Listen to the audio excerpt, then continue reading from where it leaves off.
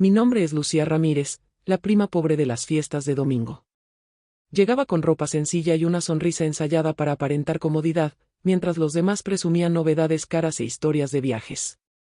Mi tía Beatriz me saludaba con un beso al aire y aquella mirada que pesaba más que cualquier palabra. Respiraba hondo, contaba hasta 3 y me recordaba el motivo por el que estaba ahí. A mi mamá le gustaba ver a la familia reunida. Para ella, eso significaba pertenencia. Para mí, era resistencia. Estás en el canal Historias Impactantes, creado especialmente para traer historias con lecciones de vida. Somos un canal nuevo, recomienda nuestros videos, deja tu like y suscríbete para seguir nuestras próximas historias. Crecí ayudando en el mercado del barrio. Apilaba cajas, revisaba el cambio, aprendía a escuchar a la gente.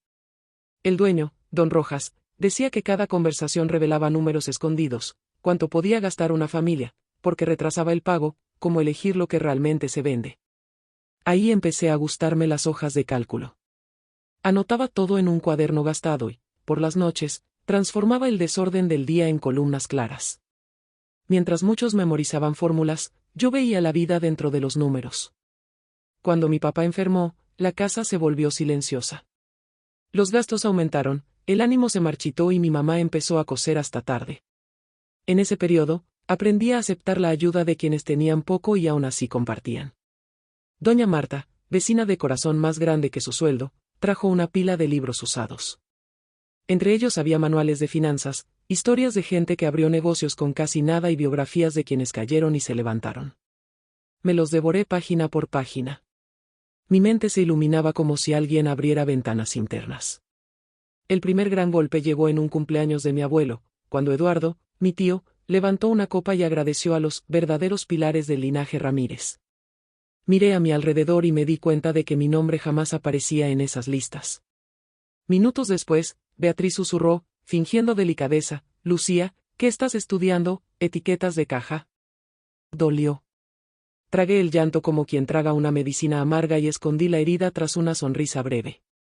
Sabía dónde buscaría la respuesta, en las páginas subrayadas de mi cuaderno y en los turnos extras en el mercado. Conseguí un curso nocturno de contabilidad básica. El profesor, don Delgado, tenía la paciencia de un orfebre.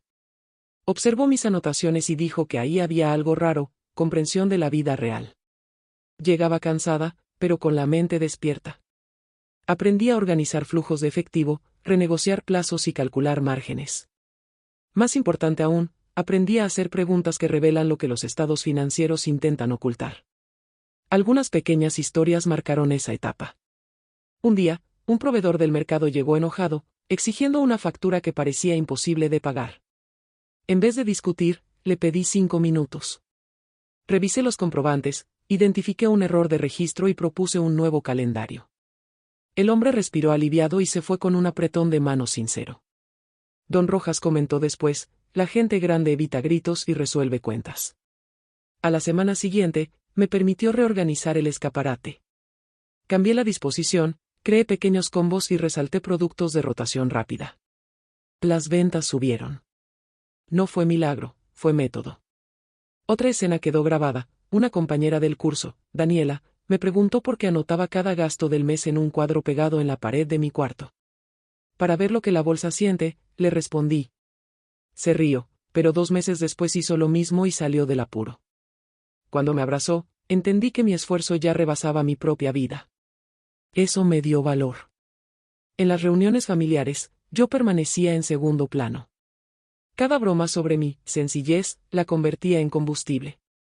No odiaba a nadie, solo guardaba todo como quien ordena un cajón de documentos. También atesoré las raras muestras de amabilidad. Sofía, mi prima, me dio aventón algunos días y me llevó cafés calientes en noches de examen.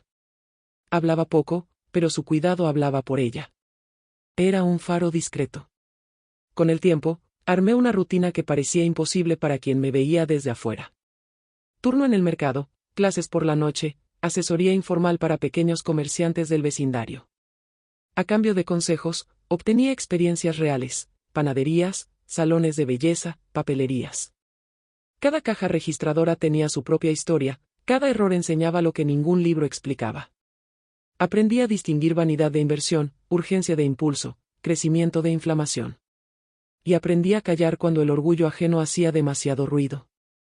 Hubo días difíciles. El duelo por mi papá aparecía en medio de un cálculo y lo desordenaba todo. Me detenía, cerraba los ojos y recordaba cómo él me enseñaba a sumar usando frijoles sobre la mesa de la cocina. Retomaba el razonamiento como quien recupera el aliento. Mi mamá, cansada, dejaba notas junto a mi taza: orgullo de ti.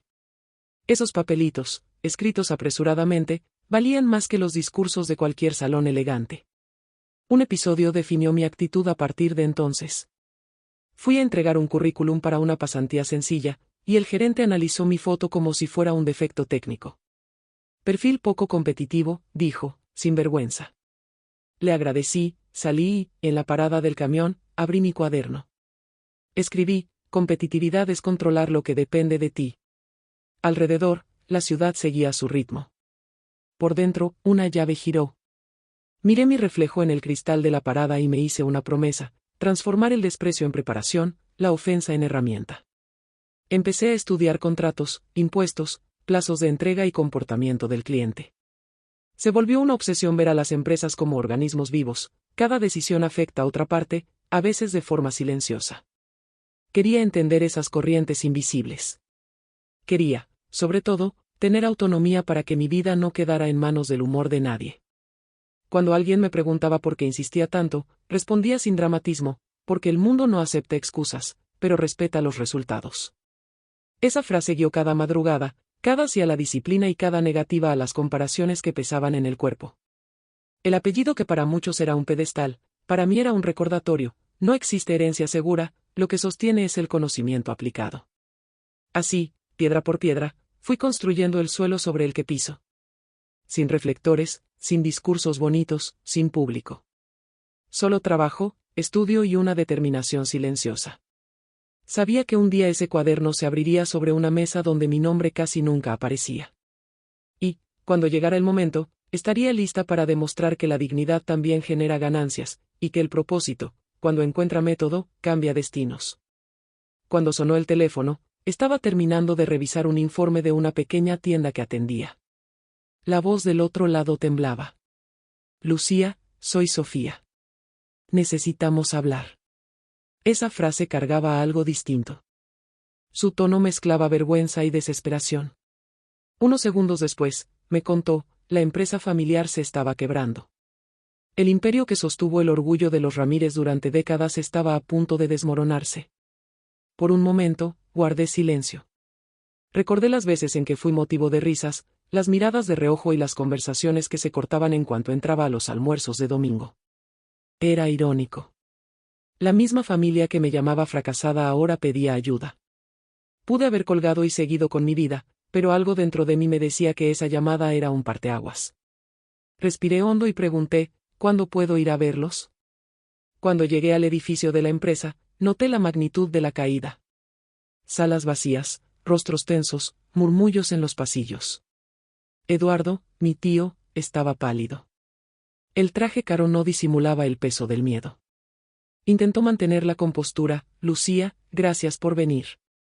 No sé si puedas hacer mucho, pero, estamos sin salida. Esas palabras sonaron como un eco lejano de la arrogancia de antes. Solo asentí con la cabeza y pedí acceso a los informes. Me senté a la mesa y abrí las carpetas. Las páginas gritaban errores, gastos descontrolados, inversiones fallidas, préstamos con intereses impagables. Cada línea contaba una historia de vanidad y descuido. A mi alrededor, todos cuchicheaban, como si esperaran que yo confesara no entender nada de aquello. Pero comprendía perfectamente, y, peor aún, sabía exactamente dónde estaba el agujero. En los días siguientes, me sumergí en eso como quien intenta salvar a alguien que se está ahogando. Dormía poco, comía lo básico, leía y releía cada contrato. Me di cuenta de que Eduardo había invertido en proyectos fantasiosos, buscando estatus, no resultados. La empresa vivía de apariencias. Y esa apariencia, ahora, cobraba su precio. Una tarde, entre pilas de papeles, encontré un documento olvidado, un acuerdo antiguo con proveedores que podía renegociarse. Fue ahí donde vislumbré una salida. Si lograba reducir esas deudas, la empresa tendría oxígeno para 3 meses más, tiempo suficiente para pensar en algo más grande. Organicé una reunión con el consejo. Al entrar en la sala, las miradas me atravesaron como cuchillas. Eduardo se recostó en su silla, impaciente. Entonces, Lucía, ¿qué descubriste? Expliqué punto por punto lo que había que hacer. Él sonrió, escéptico. Todo eso suena bonito en el papel, pero el mercado es cruel. Tú no entiendes de negocios grandes. Esas palabras no me hirieron. Solo confirmaron por qué estaba ahí. Mantuve la calma y concluí, quizá no entienda de lujo, tío, pero sí entiendo de supervivencia, y eso es lo que ustedes necesitan ahora. El silencio que siguió fue casi un reconocimiento involuntario. Sofía me esperaba afuera. Él no cambia, prima, siempre cree que lo sabe todo. Sonreí. No estoy aquí para cambiar a nadie. Estoy aquí para resolver. Y volví al trabajo. En las semanas siguientes, reorganicé el flujo de efectivo, reestructuré contratos y logré que 2 acreedores aceptaran plazos más largos. Pequeñas victorias, pero cada una era un ladrillo reconstruyendo lo que parecía perdido. Mientras tanto, las máscaras empezaron a caer. Beatriz, que antes me miraba con desdén, ahora me ofrecía café y preguntaba si necesitaba algo. Yo respondía con cortesía, sin rencor. Dentro de mí, una parte observaba todo con asombro, no por el cambio en ellos, sino por la serenidad que sentía. La Lucía insegura de años atrás se estaba convirtiendo en una mujer consciente de su propio valor. Un día, Eduardo me llamó a su oficina. Su rostro cansado delataba el peso de la culpa. ¿Crees que todavía hay esperanza?, preguntó, como si fuera un hombre común y no el patriarca intocable que siempre fingió ser. Lo miré, y por primera vez vi vulnerabilidad. Solo dije, hay esperanza mientras haya humildad para empezar de nuevo. Bajó la cabeza, en silencio.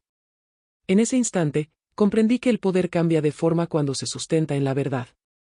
No estaba ahí para vengar el pasado, sino para escribir un nuevo capítulo. Esa noche, al salir de la empresa, el viento caliente de Monterrey rozaba mi rostro. El mismo aire que un día me hizo sentir pequeña ahora traía otra sensación, la de que estaba exactamente donde debía estar.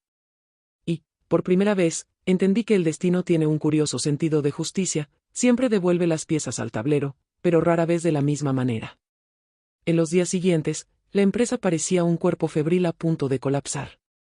Todos esperaban un milagro, pero yo sabía que los milagros solo ocurren cuando alguien tiene el valor de enfrentar la verdad. Me levantaba temprano, revisaba hojas de cálculo y hablaba con cada empleado que aún creía en la salvación del negocio. Casi nadie tenía ánimos, pero en sus ojos reconocía algo familiar, las ganas de luchar incluso cuando las posibilidades son escasas. Armé un plan estratégico con metas semanales, algo que Eduardo jamás había hecho.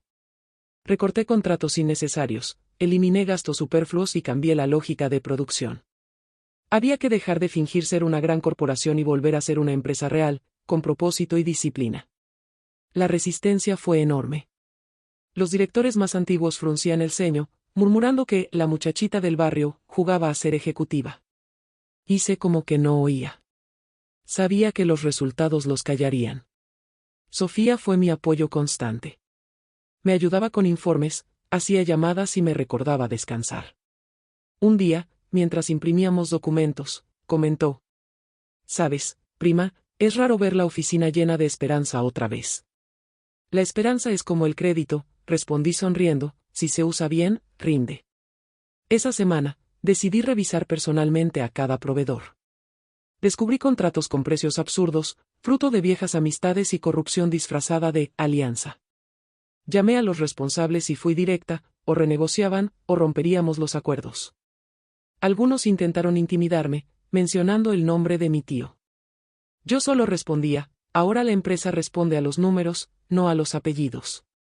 Y funcionó. En pocos días, los gastos fijos se redujeron a la mitad. Pero el verdadero giro comenzó cuando conocí a Javier Cortés, un inversionista mexicano-americano que manejaba un fondo especializado en reestructuraciones. Le envié una propuesta audaz: inyectar capital en Ramírez y Hijos a cambio de una participación minoritaria y transparencia total. Sofía se puso nerviosa. ¿Y si lo considera demasiado arriesgado? Prefiero arriesgarme siendo sincera que seguir mintiendo para sobrevivir, respondí. Agendamos la reunión en un pequeño café de Guadalajara. Javier llegó puntual, con expresión curiosa y una calma propia de quien ve más allá de los números. Presenté cada detalle del proyecto, línea por línea, con gráficas hechas a mano. Él lo escuchó todo en silencio, removiendo su café con tranquilidad. Cuando terminé, se quedó unos segundos pensativo y dijo: honestamente, esperaba arrogancia. Encontré estrategia. El problema de tu familia no es el dinero, es el orgullo. Y el orgullo no paga cuentas. Me quedé sin palabras. Él sonrió. Mandaré a mi equipo a evaluar. Si todo es como dices, quiero participar. Salí de ahí con el corazón acelerado. Por primera vez, vi una luz verdadera al final de aquel túnel. Al llegar a la empresa, compartí la noticia. Eduardo, desconfiado, se burló. ¿En serio crees que un inversionista serio pondría dinero aquí? Creo que él vio lo que ustedes nunca quisieron ver, respondí. Los días siguientes fueron intensos. El equipo de Javier analizó cada área, entrevistó empleados y confirmó las mejoras. El informe final era una mezcla de elogio y sorpresa: recuperación posible, siempre que mantengan a Lucía Ramírez como directora de finanzas. Cuando leí eso, sentí un nudo en la garganta. Yo, la prima pobre, ahora era oficialmente el cerebro que guiaría el renacimiento de la empresa. En la reunión final, Javier le tendió la mano a Eduardo y dijo con firmeza: señor Ramírez, su mayor error fue subestimar el talento que tenía dentro de su propia familia. Eduardo estrechó su mano sin mirarme. Aún así, ese gesto ya era suficiente. La firma del contrato tuvo lugar en una mañana tensa. Había periodistas, abogados y empleados reunidos. Cuando Javier apoyó la pluma sobre el papel, el sonido del clic resonó como un nuevo comienzo. La empresa estaba salvada. Sofía me abrazó llorando. Eduardo permaneció en silencio, observando. Por un instante, pensé que saldría de la sala, pero se levantó y, con voz temblorosa, dijo: Lucía, lo que hiciste aquí, nadie más lo habría logrado. No supe qué responder. Solo tomé sus manos. No había victoria en el sentido de venganza, solo había gratitud. La mujer que un día fue motivo de burla ahora sostenía el nombre de la familia con dignidad. Más tarde, cuando todos se fueron, caminé por los pasillos silenciosos de la empresa. Las luces se reflejaban en las paredes, y cada puerta parecía guardar un recuerdo del pasado. Me detuve frente a la antigua oficina de mi abuelo, toqué la manija y respiré hondo.